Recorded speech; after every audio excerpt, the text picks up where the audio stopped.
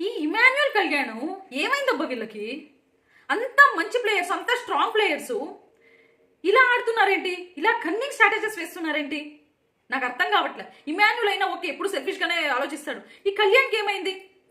కళ్యాణ్ ఎప్పుడు ఫేర్ గానే ఆడాడు, ఎంత మంచిగా గేమ్ ఆడాడు. ఇద్దరు ప్రతి ఒక్కరితో మంచిగా గేమ్ ఆడి ప్రూవ్ చేసుకున్న వాళ్ళే కదా. ఇమాన్యుల్ వెళ్ళాడంటే గేమ్ ఏదైనా ఓడిపోయాడా? ఓడిపోయే ఇది వచ్చిందా? అలాంటి తిను కూడా భయపడడం ఏంటి? నాకు అర్థం కావట్లేదు. కళ్యాణ్ నుంచి అయితే నేను అస్సలు ఎక్స్పెక్ట్ చేయలేదు. అంత మంచి ప్లేయర్ ఇలా ఇలా స్ట్రాటజీస్ యూస్ చేసి మరీ ఇచ్చేస్తారని. ఇదేమైనా గ్రూప్ గేమా? ఇదేమైనా గ్రూప్ గేమ్ అయితే లేదా గ్రూప్ టాస్క్ అయితే ఓకే, వాళ్ళు చేసే స్ట్రాటజీస్ అంతా ఓకే. ఇది ఇండివిజువల్ గేమ్, ప్రతి ఒక్కరికి టికెట్ టు ఫినాల్ ఇంపార్టెంట్. ఇలాంటి దీంట్లో వాళ్ళు కన్నింగ్ గేమ్ ఆడుతూ ఇలా కన్నింగ్ స్ట్రాటజీస్ చేస్తూ రీతును పావులాగా వాడుకుంటూ, రీతు కూడా వీళ్ళు దీంట్లోనే ఉందిలేండి. స్టార్టింగ్ లో వీళ్ళతోనే కలిసి ఆడింది. తర్వాత రీతు మీదే వీళ్ళు రీతుకే తెలియకుండా రీతునే పావులాగా వాడేసుకోవాలనుకున్నారు. అది రీతుకు కూడా తెలియదు పాపం. పిచ్చి పిల్ల వాళ్ళ పడిపోయింది అనిపించింది. ఇదైతే పక్కా cunning game and worst strategy. ఒక అమ్మాయిని వాడేసుకొని గేమ్ గెలవాలనుకోవడం తుప్పాస్. వాళ్ళిద్దరికి అంత కెపాసిటీ ఉంది. కెపాసిటీ లేని వాళ్ళైనా, ఇప్పుడు ఎవరైనా కెపాసిటీ, ఇప్పుడు సుమన్ గారు అయినా కానీ, బర్ణి గారు అయినా కానీ, లేదా రీతు అయినా కానీ ఇలాంటి స్ట్రాటజీస్ వేసుకుంటే ఓకే, వాళ్ళు కొంచెం వీక్ ఉన్నారు కాబట్టి, స్ట్రాంగ్ ప్లేయర్తో విన్ అవ్వాలి కాబట్టి వాళ్ళిద్దరు స్ట్రాటజీస్ వేసుకుంటున్నారు అనుకోవచ్చు. వీళ్ళిద్దరు స్ట్రాంగ్ ప్లేయర్సే, ఇద్దరికి స్ట్రాంగ్ ఇది ఉంది, పొటెన్షియల్ ఉంది, విన్ అయ్యే సత్తా ఉంది. అయినా కూడా రీతు అండ్ బర్ణి గారికి భయపడ్డారు. బర్ణి గారిని అయితే అడ్డంగా మోసం చేశారు అబ్బా వీళ్ళు కలిసి. అండ్ రీతును కూడా పావులాగా వాడుకుంటూ రీతుని మీన్స్ వెనక్కి నుంచే పొడిచారనిపించింది. రీతుని అయితే నిజంగానే వెనక్కి నుంచే పొడిచారు. అసలు కలర్ టాస్క్ వస్తుందబ్బా, దాంట్లో ఎవరు బర్ణి గారు, కళ్యాణ్ అండ్ రీతు అయితే ఆడతారు. మీన్స్ కళ్యాణ్ అయితే రెడ్ కలర్ సెలెక్ట్ చేసుకుంటారు, బర్ణి గారు అయితే blue colour and yellow colour Ritu select చేసుకుంటుంది. రెడ్ కలర్ సెలెక్ట్ చేసుకోవడం వల్ల కళ్యాణ్ బచావ్, ఎందుకంటే రెడ్ కలర్ ప్రతి ఒక్క కలర్ లో మిక్స్ అయిపోతుంది, రెడ్ కలర్ హైలైట్ గా కనిపిస్తుంది కాబట్టి. ఇక్కడ ఇమాన్యుల్ రీతుని వాష్రూమ్ దగ్గరికి తీసుకెళ్తాడు. నువ్వు బర్ణి గారిని టార్గెట్ చేయి, బర్ణి గారు కలర్ మీదే నీ కలర్ పూసేయి, ఈ టాస్క్ కళ్యాణ్ విన్ అయ్యేలా చేద్దాము అనేసి. కళ్యాణ్ విన్ అయ్యాడంటే తను ఈ టాస్క్ ముందుకు వెళ్తాడు, ఎవరితో ఒకరితో పోటీ ఆడతాడు.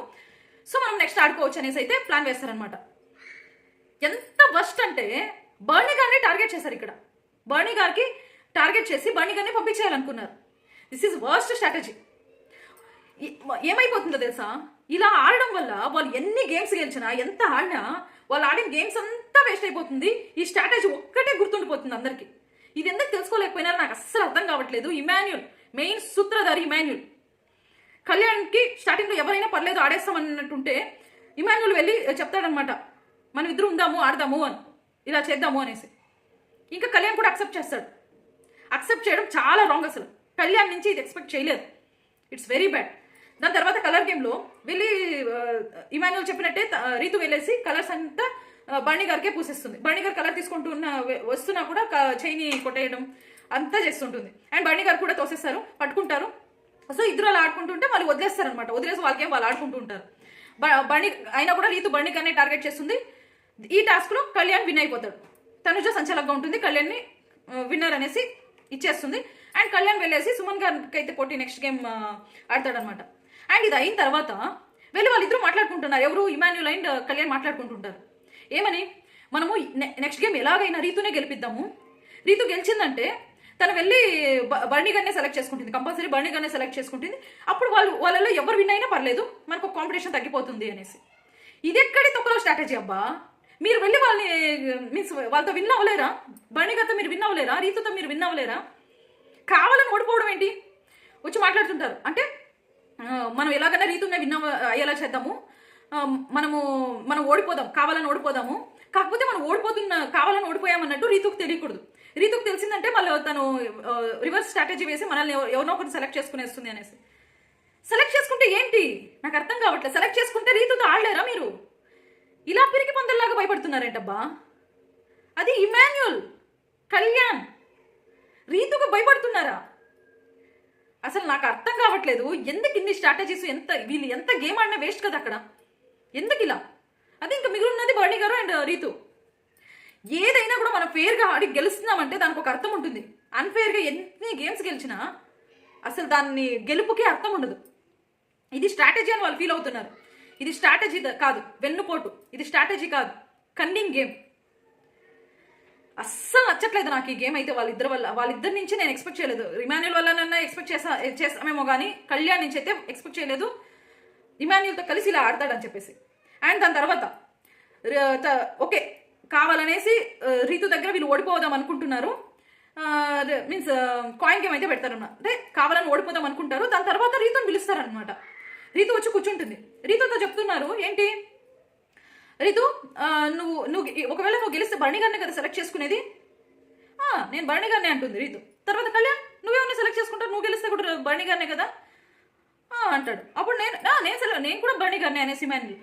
ఎందుకు ఇంత స్ట్రాటజీ అంటే తను రీతుని ఎలాగైనా నువ్వు భరణి గారినే సెలెక్ట్ చేసుకోవాలి అని తనకి రుద్దుతున్నారు. భరణి గారినే నువ్వు సెలెక్ట్ చేసుకోవాలి, మేము కూడా భరణి గారినే సెలెక్ట్ చేసుకుంటాం, నువ్వు కూడా చేసుకోవాలి అన్నట్టు పోట్రే చేస్తున్నారు, తనకి ఎక్కిస్తున్నారు. దిస్ ఈజ్ ఎ వెన్నుపోటు strategy, this is a cunning strategy. తర్వాత కాయిన్స్ గేమ్ అయితే పెడతారనమాట. కాయిన్స్ గేమ్లో ఒక్కొక్కరు వచ్చి కాయిన్స్ పెట్టాలి. దీనికి సంచాలక్ కూడా తనుజానే.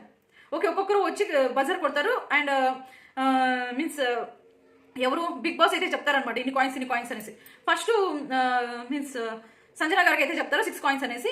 వచ్చేసి ఫస్ట్ రీతుకి అయితే పెడుతుంది. తర్వాత మీన్స్ ఎవరికి భరణి గారికి అయితే చెప్తారు. భరణి గారు వచ్చేసి ఇమాన్యుల్కి పెడతాడు 5 కాయిన్స్. ఇలా పెట్టుకుంటూ వస్తుంటే ఇమాన్యుల్ డెమాల్ పెట్టేటప్పుడు కింద పడిపోతుంది. ఇలా పడుతుంటే కింద పడిపోతుంది అనమాట. అబ్బబ్బబ్బబ్బబ్బా నటన అదే పడిపోయినట్టు ఏం యాక్టింగ్ చేశాడంటే ఇమాన్యుల్, సూపర్ యాక్టింగ్ అబ్బా. ఇవి బయట చేసుకుంటే డబ్బులన్నా వచ్చేవి నార్మల్గా ఆడుంటే. ఇది నార్మల్గా తను ఓడిపోయినట్టే ఉంది కానీ తను కావాలని ఓడిపోయినట్లేదు. ఎందుకంటే అలానే ఆడాలనుకున్నారు. ఎందుకంటే మనం కావాలని ఓడిపోయినట్టు రీతుకు తెలిసిందంటే మనల్ని సెలెక్ట్ చేసుకునేస్తుందని భయపడ్డారు. అండ్ కళ్యాణ్ కూడా అంతే, వెళ్ళి కాయిన్ పెడుతుంటే తను కూడా కాయిన్ పెడుతుంటే పడిపోయింది. బాబ్బా కళ్యాణ్ కూడా సమ్మ యాక్టర్ కాదయ్యా, తను యాక్టర్ అవ్వాలనుకున్నాడు, అది ఇక్కడ ప్రూవ్ చేసుకుంటున్నాడు యాక్టర్ అవ్వాలనేసి. ఇది నా యాక్టింగ్ అనేసి. ఏమన్నా గేమ్ ఆడారా Emmanuel and Kalyan? What a cunning game ఇది. నాకు సార్ ప్రశ్నించకపోతే బయాస్డ్ షో అనేసి ఇంకొకసారి ప్రూవ్ అయిపోతుంది.